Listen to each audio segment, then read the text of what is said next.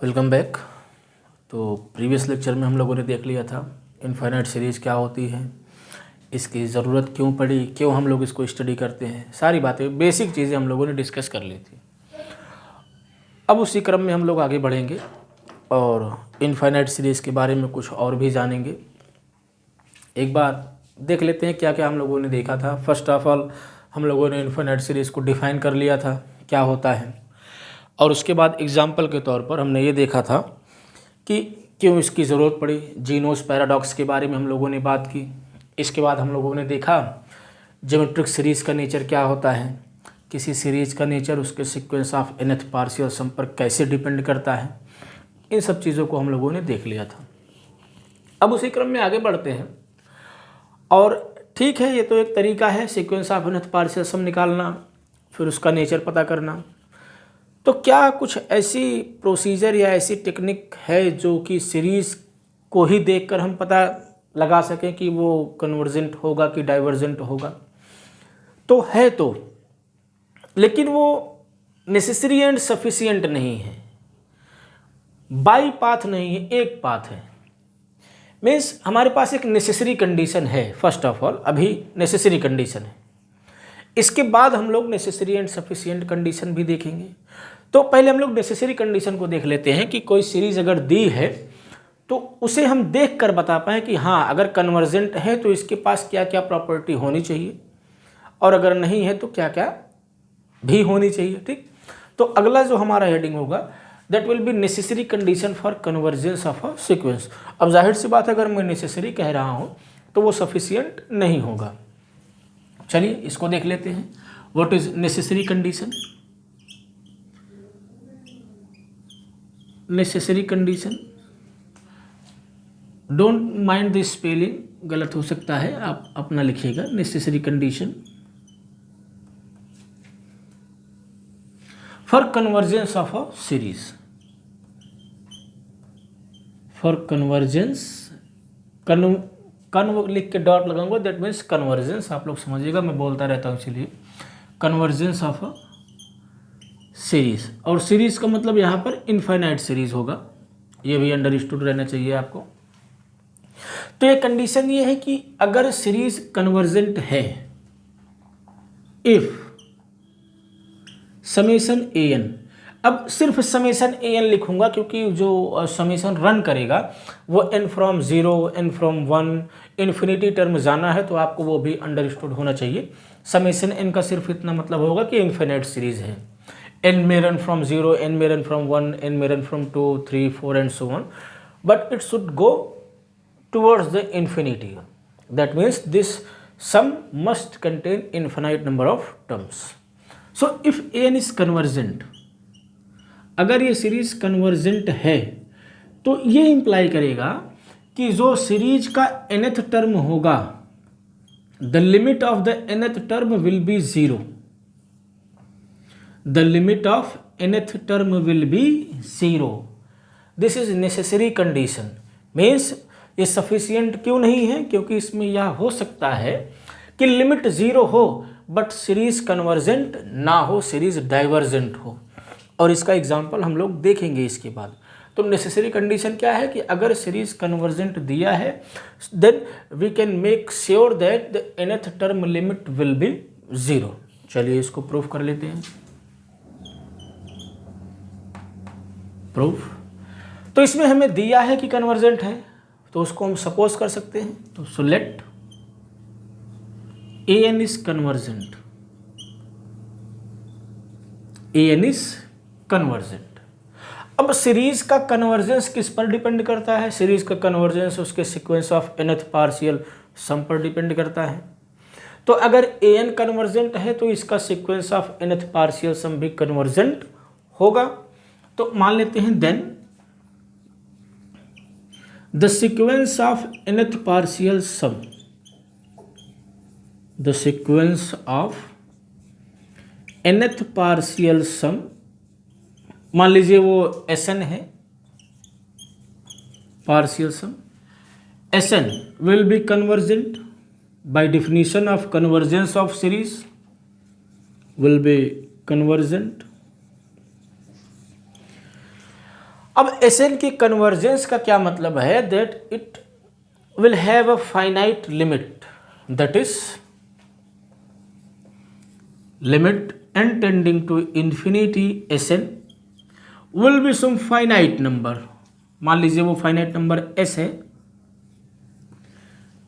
ठीक है ना। अब हमको ये शो करना है कि जो an होगा, सीरीज का nth टर्म होगा, उसकी लिमिट 0 होगी। तो आप ध्यान दीजिए ना, जो Sn है वो क्या होता है, a1 plus a2 plus an, n term का सम होता है।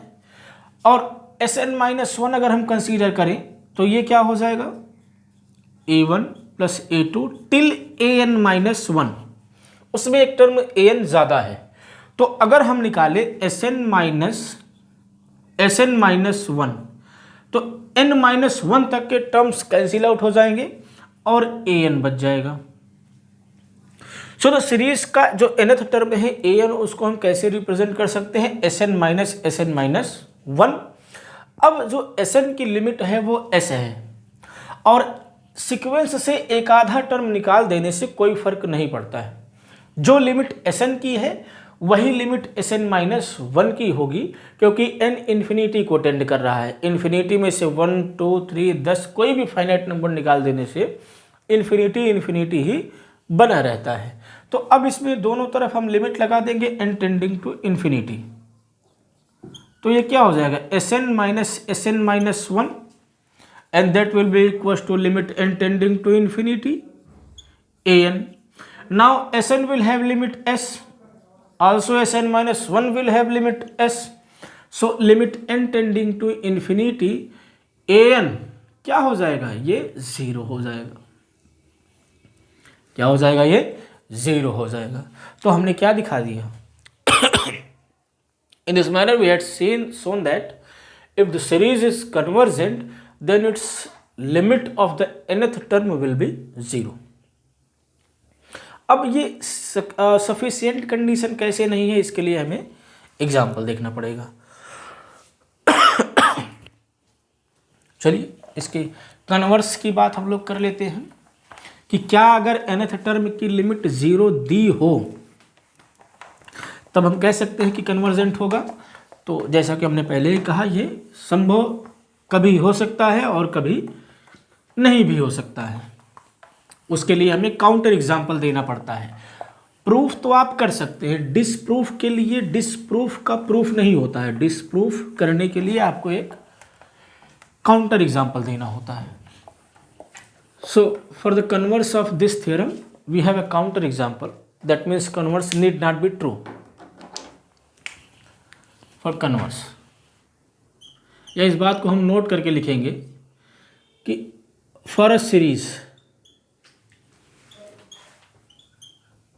an, जो भी बात हो रही है वो सीरीज के लिए बात हो रही है, limit n tending to infinity an, अगर ये 0 है then this need not imply that an is convergent,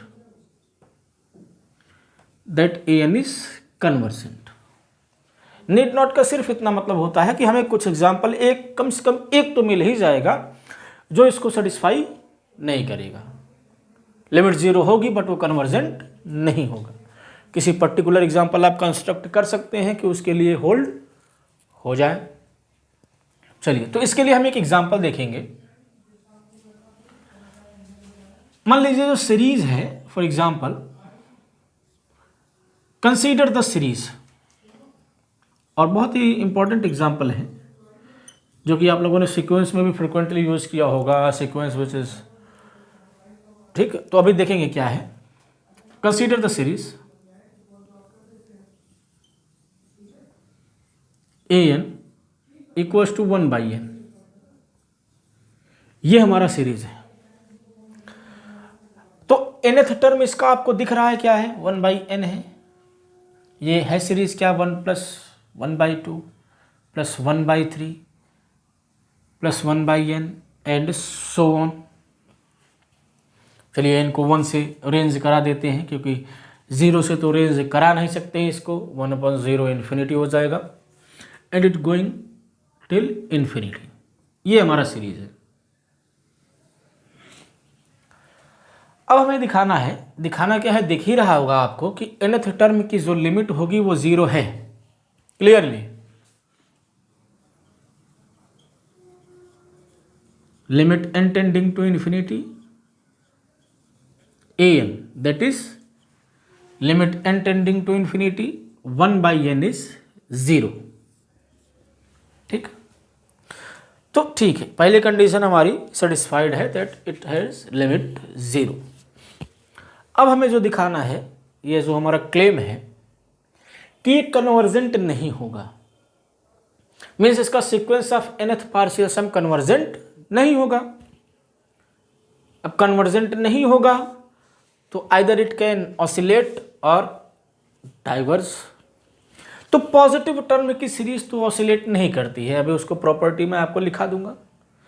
तो हमें यह दिखाना होगा कि जो Sn है वो डाइवर्ज कर रहा है and it diverging towards infinity. ठीक, चलिए दिखाते हैं।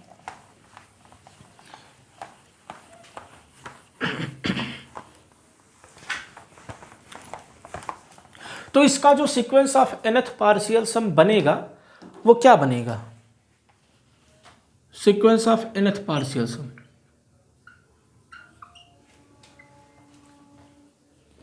Sequence of nth partial sum Sn क्या होता है, फर्स्ट n टर्म्स का सम होता है। तो ये क्या हो जाएगा 1 + 1/2 + 1/3 टिल 1/n। अब ये है, तो आप अगर बेसिक तरीके से सोचें बिना किसी प्रीवियस नॉलेज के कि जब n इन्फिनिटी को जाएगा, means we are adding a finite positive numbers till infinity, जैसा कि जीनो ने कहा था, तो it should not be finite, its sum should not be finite. ठीक, एक तरीका ये हो सकता है कि दिखाने का कि ये इन्फिनिटी होगा। दूसरा तरीका क्या है कि आप लोगों ने फर्स्ट ईयर में पढ़ा होगा that a sequence is convergent if and only if it's Cauchy when we are particularly talking about the real space, that means the sequence is of real number. ठीक, क्योंकि मीट्रिक स्पेस में ये in general true नहीं होता है, quasi sequence convergent हो ये जरूरी नहीं होता है। लेकिन जब हम लोग रियल नंबर की बात करते हैं, रियल सीक्वेंस की बात करते हैं, then a sequence is convergent if and only if it's Cauchy. Convergent है तो कॉसी होगा, कॉसी होगा तो कन्वर्जेंट होगा। तो दूसरा तरीका जो है वो आप इसे दिखा सकते हैं कि जो Sn है वो कॉसी नहीं है, Sn जो है वो कॉसी सीक्वेंस नहीं है। लेकिन इन दोनों से एक अलग तरीका मैं आपको बताऊंगा जो इन जनरल बताया नहीं जाता है, क्योंकि इसे ये दिखाना कि कॉसी नहीं है ये ज़्यादा आसान पड़ता है। तो चलिए, वो तो आपको हर जगह पर मिल जाएगा, जो नहीं मिलेगा उसको मैं बताता हूँ।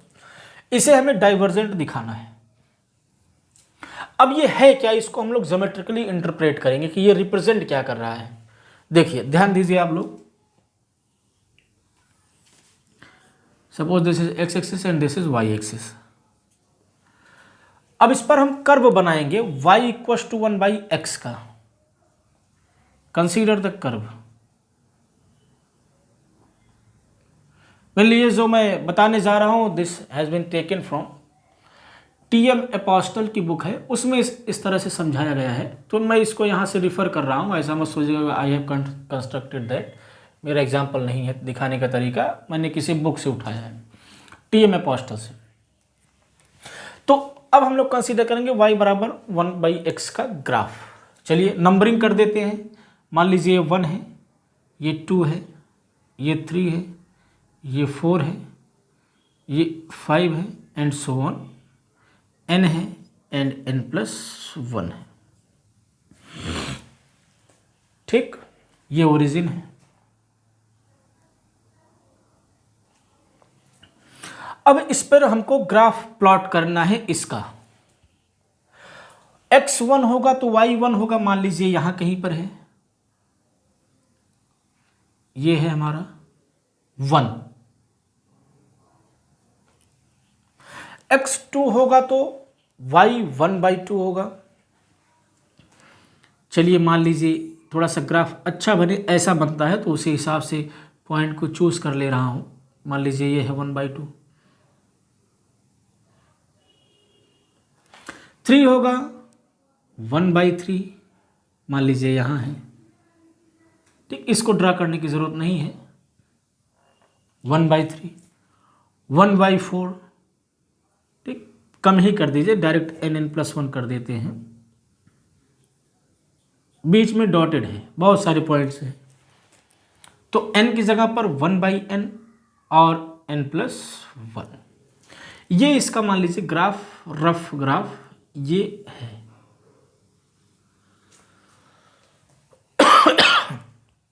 For different value of x we had drawn the graph of 1/x। चलिए अब इसमें हम एक रेक्टेंगल का कंस्ट्रक्शन करेंगे। ये है 1/2, ये है 1/3, this is 1/n and this is 1/n+1। अब अभी आप ध्यान दीजिए, इसको भी हटा दीजिए। अगर मैं आपसे इस कर्व का एरिया पूछूं, ये कर्व का, दिस कर्व, इतने का, तो इंटरमीडिएट में आपने पढ़ा होगा, अगर y बराबर f(x) कोई कर्व दिया है, उसकी x की लिमिट दी हुई है, तो x की लिमिट के अलोंग उस फंक्शन के ग्राफ को हम इंटीग्रेट कर देते हैं। तो इस पोर्शन का जो एरिया होगा, एरिया क्या हो जाएगा, x की वेरिएशन 1 से n+1 तक है, और ग्राफ क्या है 1/x dx। ठीक, ये क्या आ जाएगा, 1/x का जो ग्राफ है log x हो जाएगा, and x ranges from 1 to n+1 and we know log 1 is 0, तो ये क्या हो जाएगा log 1+n या n+1। इस कर्व के नीचे का एरिया हमें पता चल गया। चलिए इस ग्राफ को, इस पिक्चर को थोड़ा और ब्रॉड करते हैं और बड़ा करते हैं। अब मान लीजिए रेक्टेंगल कंप्लीट कर दिया जाए। चलिए ये हो गया, इसको भी बढ़ा के हम यहाँ तक कर दें। चलिए डिक्रीजिंग रेक्टेंगल्स का एक ग्राफ बन रहा है, और ये हो गया। अब अगर हम इन सब रेक्टेंगल्स का एरिया निकालें तो वो क्या आएगा, now areas of the rectangle, area of all rectangles, सब का एक साथ क्या आ जाएगा। पहला रेक्टेंगल देखो, सबकी विड्थ 1 1 1 रखी गई है, विड्थ में कोई डिफरेंस नहीं, सबका 1 है, बस लेंथ पता चला तो लेंथ इंटू विड्थ एरिया आ जाएगा। इसकी लेंथ 1 है, इसकी 1/2, इसकी 1/3, इसकी 1/n, इसकी 1/n+1, तो टोटल एरिया क्या हो जाएगा, पहले का 1, दूसरे का 1/2, तीसरे का 1/3 एंड सो ऑन, nth का 1/n। n रेक्टेंगल्स बनेंगे बीच में, आप उसको चेक कर सकते हैं।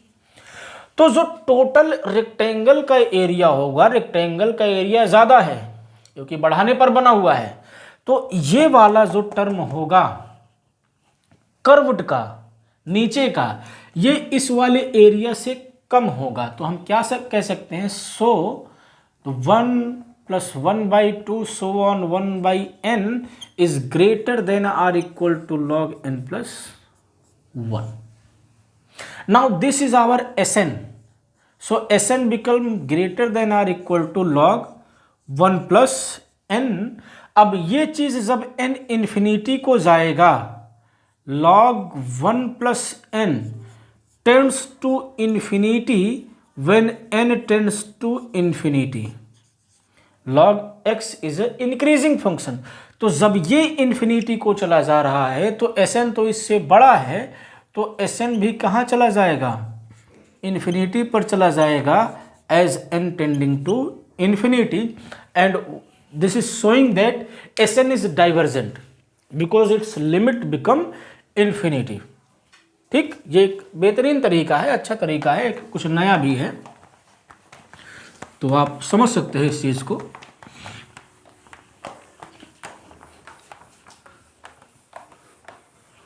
सो from here we can deduce that Sn is divergent.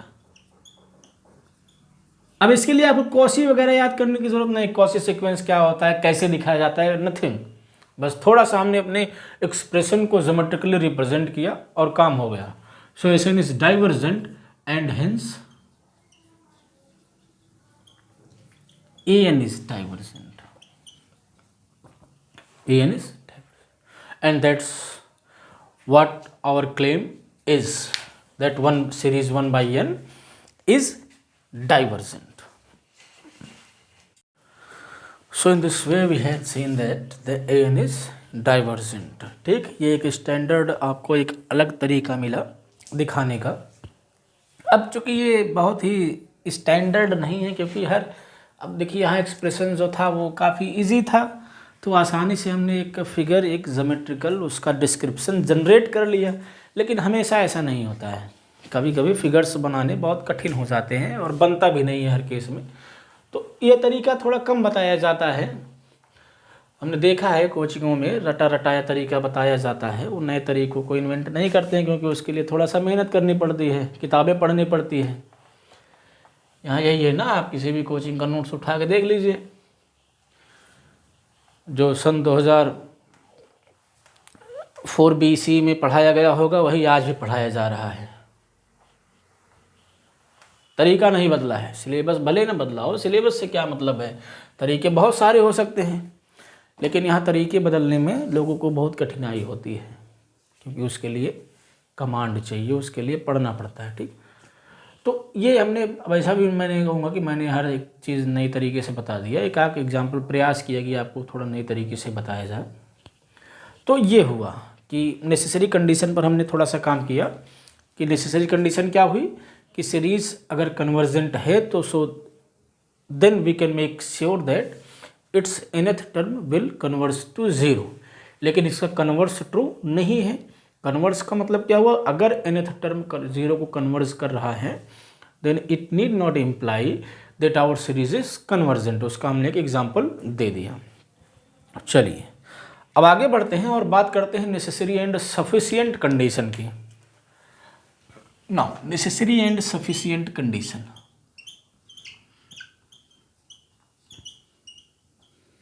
Necessary and sufficient condition for convergence of an infinite series, for convergence of an infinite series, and if not only for infinite series of non-negative term, of non-negative terms, means we are particularly talking about the positive term series, the series in which each term is positive, non negative series. Because non negative में zero भी आ जाता है, लेकिन zero जब series का term है so we can eliminate that, उसका कोई सिग्निफिकेंस नहीं है। तो लूजली हम कह सकते हैं कि फॉर पॉजिटिव टर्म सीरीज ये बात हो रही है। अब बहुत ही ऑब्वियस चीज़ें हैं, थ्योरम से हैं, लेकिन आप इसको खुद से भी रियलाइज़ कर सकते हैं बिना थ्योरम के बताए। अब भाई सीरीज का जो टर्म है वो पॉजिटिव है, हर एक टर्म पॉजिटिव है। तो अगर हम लोग Sn निकालें और Sn+1 निकालें, Sn+1 में एक टर्म एक्स्ट्रा आ गया एंड दैट इज पॉजिटिव, क्योंकि पॉजिटिव टर्म की सीरीज हम लोग कंस्ट्रक्ट किए हुए हैं, तो जाहिर सी बात है ये बड़ा हो जाएगा। अगर उसके बाद वाला टर्म जीरो नहीं है, अगर कंस्ट्रक्टली हम स्ट्रिक्टली पॉजिटिव टर्म की बात करें तो ये बड़ा हो जाएगा। इसका मतलब क्या हुआ, जो sequence of nth partial sum बनेगा पॉजिटिव टर्म सीरीज के और रेफरेंस में, that will be monotonic increasing, क्योंकि सीक्वेंस ऑफ nth पार्शियल सम में nth टर्म जैसे जैसे बढ़ाते जाएंगे नंबर ऑफ टर्म्स बढ़ते जाएंगे। इसका मतलब कुछ पॉजिटिव क्वांटिटी ऐड होती चली जाएगी। तो जाहिर सी बात है सीक्वेंस का सम बड़ा हो जाएगा।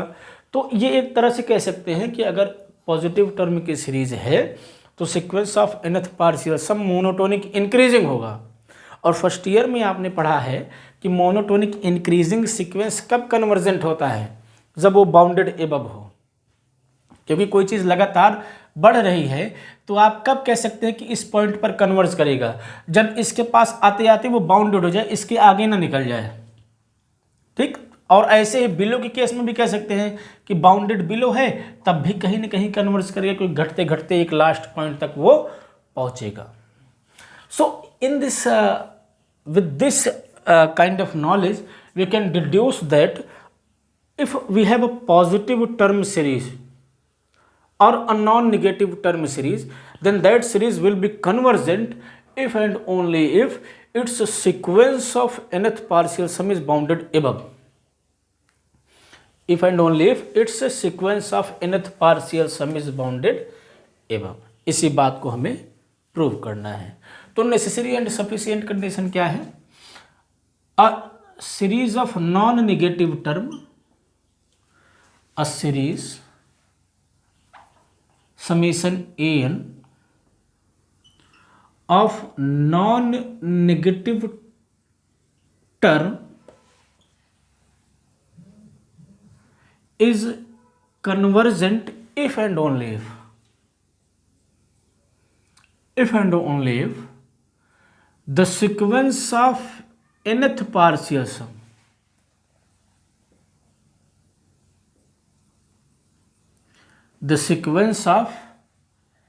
nth partial sum Sn is bounded above.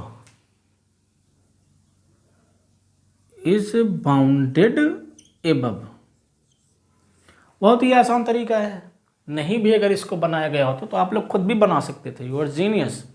ठीक है, चलिए प्रूफ कर देते हैं। छोटा सा प्रूफ है।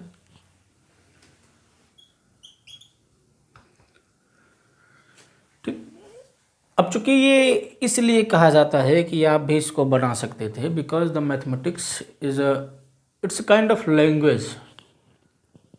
एक प्रकार की भाषा है, जैसे इंग्लिश भाषा है, उर्दू भाषा है, हिंदी भाषा है, ऐसे मैथ्स भी एक भाषा है, एक डिफरेंट वर्ड को अंडरस्टैंड करने का। एक तरह से कह सकते हैं this is a different kind of word in which these are the languages. इस लैंग्वेज में हम बात कर सकते हैं। डिडक्टिव मेथड है। जैसे मैथमेटिक्स क्या है? मैथमेटिक्स नॉलेज गेन करने के दो तरीके हैं फिलॉसफी में। एक क्या होता है? डिडक्टिव तरीका होता है, डिडक्टिव प्रोसीजर। दूसरा होता है एम्पिरिकल प्रोसीजर। डिडक्शन का मतलब ये होता है एक चीज से दूसरी चीज को निकाल लेना कि हाँ अगर ये है तो ये चीज हो जाएगी, उसको श्योर करना। और एम्पिरिकल क्या होता है? चीज़ों को अनुभव से जानना। कुछ चीज़ हमने ऑब्जर्व की, लगातार वही चीज़ हो रही है उस सर्कमस्टांसेस में, तो उसके एक लॉ बना दिया ना। जैसे आपका physics is a empirical study. अनुभव से चीज़ों को जाना जाता है, इसलिए फिजिक्स थोड़ा और बच्चों को इंटरेस्टिंग लगता है, क्योंकि वो उनके डेली यूज़ में आता है, उनके डेली अनुभव में आता है। तो फिजिक्स एम्पिरिकल स्टडी है, अनुभव युक्त ज्ञान है। ठीक। और जो डिडक्टिव प्रोसीजर है वो प्योरली माइंड वर्क है। आपको कुछ स्टेटमेंट दिया है, आपको उस स्टेटमेंट का डिडक्शन निकालना है, क्या क्या हो सकता है। May be it will be applicable in daily life और नॉट। तो प्योरली माइंड वर्क है, जैसे मैथ्स। ठीक। तो इसीलिए थोड़ा सा बच्चों को इसमें कठिनाई होती है, थोड़ा सा, क्योंकि ये प्योरली डिडक्टिव है। वो यूज़ में आ सकता है, नहीं आ सकता है। बच्चे सोचते हैं क्यों इसको कर रहे हैं, क्यों निकाल रहे हैं, क्या इसका यूज़ होगा। लेकिन it helps in developing the mind by the power of the minds. ठीक है। तो ये तरीके हैं। तो ऐसा नहीं कि अगर कोई स्टेटमेंट दिया है, कोई थ्योरम है, आपको कोई बताए, उसका प्रूफ दे तभी आप कर सकें। No, it will completely depend upon you. Either you can deduce it or you can fail. ठीक। अगर आपका उस स्तर पर दिमाग डेवलप हो गया तो थ्योरम प्रूफ ये सब आप खुद भी कर सकते हैं, स्टेटमेंट दे देंगे, आप लॉजिक लगाएंगे, होता चला जाएगा।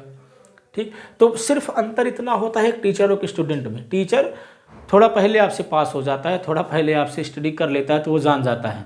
ज़रूरी नहीं है कि वो छात्र से स्तर में ऊंचा हो सकता है स्तर में निम्न ही हो, चीज़ों को रट लिया हो, आपके सामने डिलीवर कर दे रहा है, और आप हो सकता है उसको पहली बार देखते तो आप निकाल सकते थे।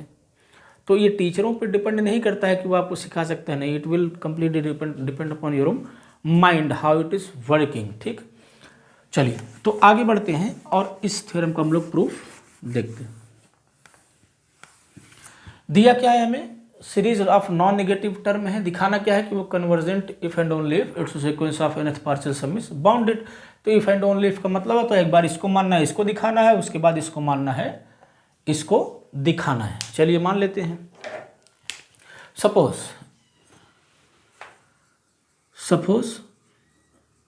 an is convergent, an is convergent।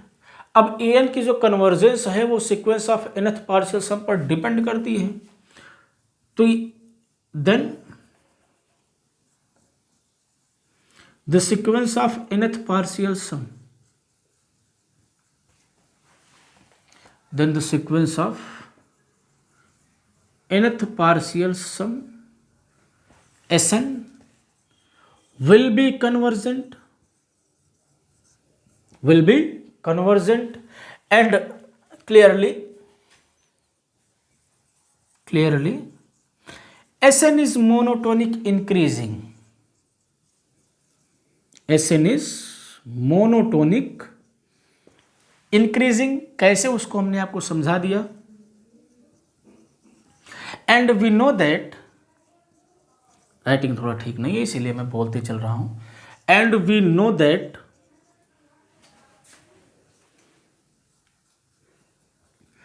A monotonic increasing sequence, monotonic increasing sequence is convergent if and only if it is bounded above, it is bounded above। So we have a convergent series, so it's a sequence of nth partial sum which is convergent and monotonic increasing, so by this condition Sn should be bounded above। So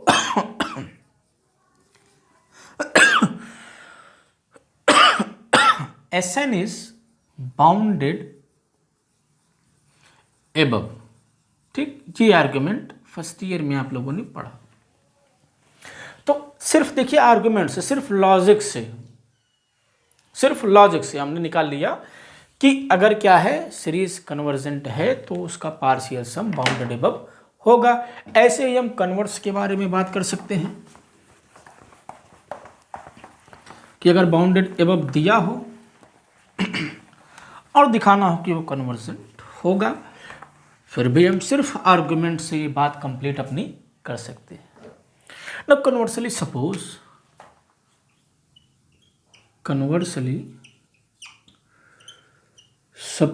that the sequence of nth partial sum, the sequence of nth partial sum is bounded above, is bounded above हो गया। ठीक, and we had what we had. अब हमको दिखाना क्या है कि sequence bounded above दे दिया है, दिखाना है कि वो क्या हो जाएगा, an कन्वर्जेंट हो जाएगा। And clearly Sn is monotonic increasing, Sn is monotonic increasing, ये भी बात क्लियर है।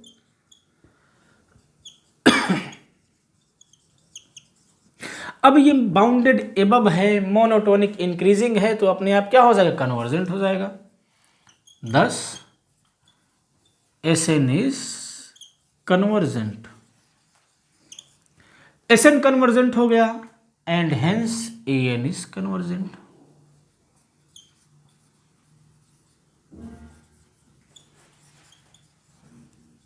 बात खत्म। यही बात हो रही थी, बाउंडेड एबव है तो उसको कन्वर्जेंट दिखाना। So this is necessary and sufficient condition, but it is only for the series which contains the non negative term.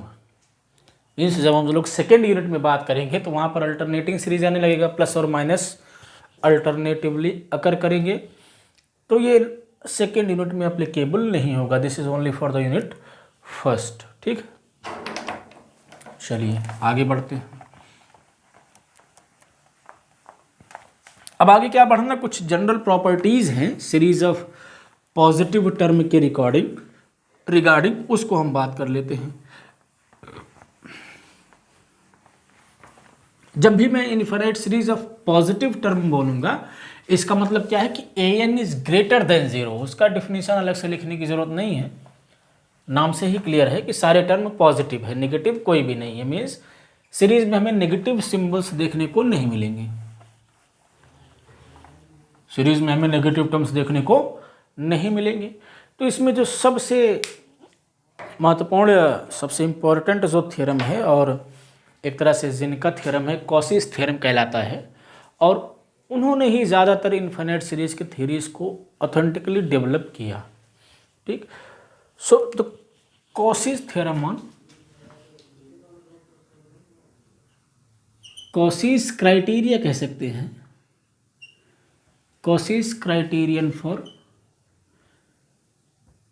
Convergence of infinite series of positive term, infinite series of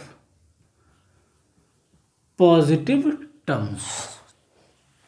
ठीक, सिर्फ ये positive term के series की बात यहाँ पर particularly हो रही है। तो मैं पहले आपको रिकॉल करा दूं कि क्योंकि इसमें कॉसिस सीक्वेंस का यूज होने वाला है, तो कॉसिस सीक्वेंस क्या होता है, फर्स्ट ईयर में आप लोगों ने पढ़ा होगा, नहीं पढ़ा है तो यहाँ पे देख लीजिए।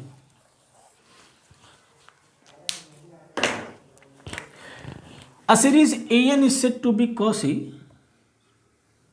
an is Cauchy if and only for all epsilon positive there exists a natural number k in such a manner that n greater than m greater than or equals to k. This will imply an minus am is less than epsilon. an minus am is less than epsilon। ये कॉसिस sequence का definition है, इसका use होगा, इसको चलिए side में हमने लिख दिया, अभी इस्तेमाल करते हैं। तो ये जो कॉसी क्राइटेरियन है convergence of an infinite series of positive term, ये कहता है a series an where an is positive, strictly positive, is convergent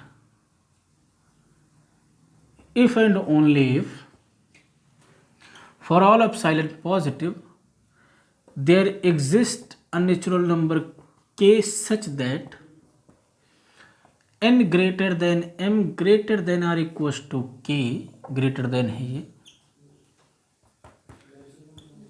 am plus 1, am plus 2, so on till an is less than epsilon। वैसे counter एकदम बन रहा है। ठीक, छोटा सा प्रूफ है, तुरंत देख लेते हैं इसे proof, because I am recording it in night, so the phone is coming, call is coming. Okay, we will finish it rapidly. तो ये हमें दिखाना है और कन्वर्जेंट लेके चलेंगे। चलिए मान लीजिए n is convergent, let n is convergent. अब एन कन्वर्जेंट कब होगा, इफ एंड ओनली इफ कर देते हैं the sequence of nth partial sum, the sequence of nth partial sum, that is Sn, is convergent.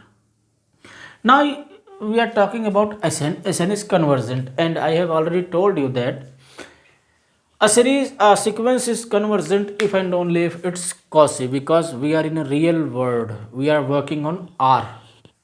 The terms of the series are R.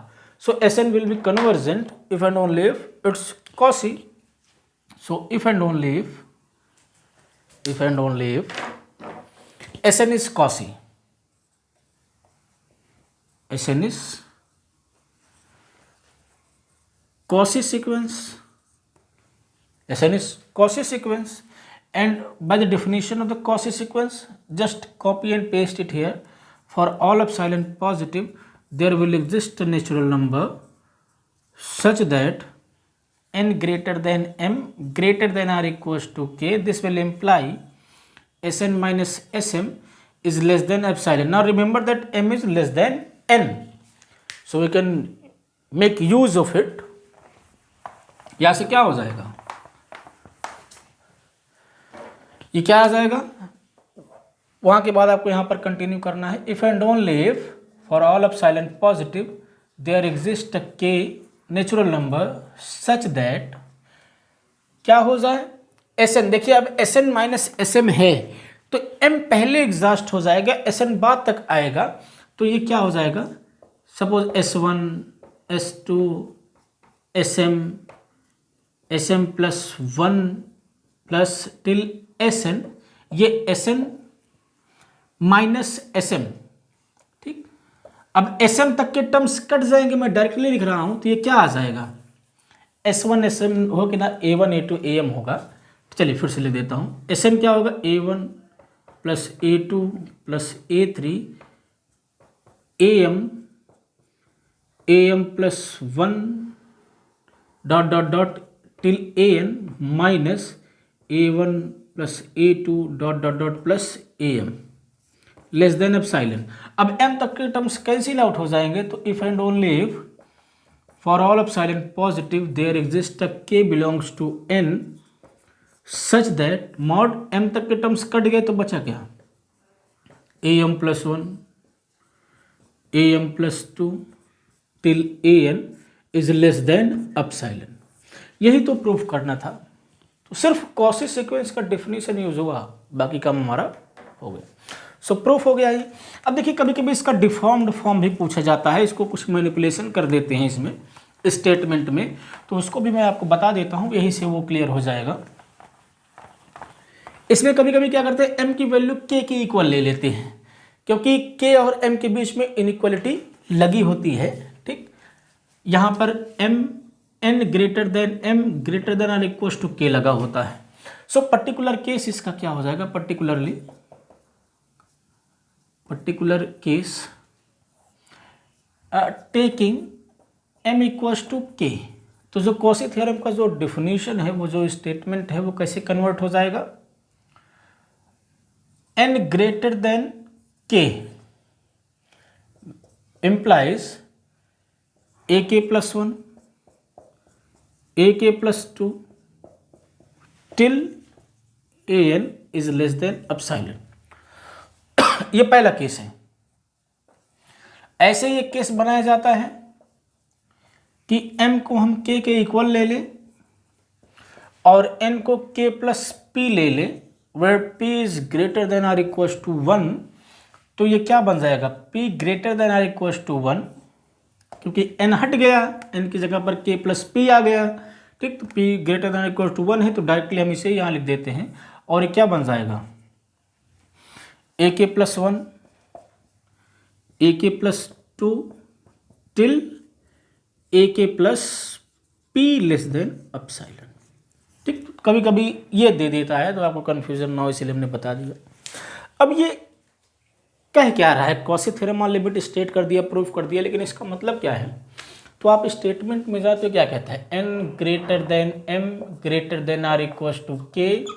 ये क्या imply कर रहा है कि am plus 1 till an is less than epsilon, and epsilon is arbitrary positive real number, कितना भी छोटा हो सकता है, कितना भी बड़ा हो सकता है. तो ये कॉची थ्योरम और लिमिट सिंपली कह रहा है इन्फिनिट सीरीज कि after some term after the kth term the sum of finite number of terms of the series can be make infinitesimally small।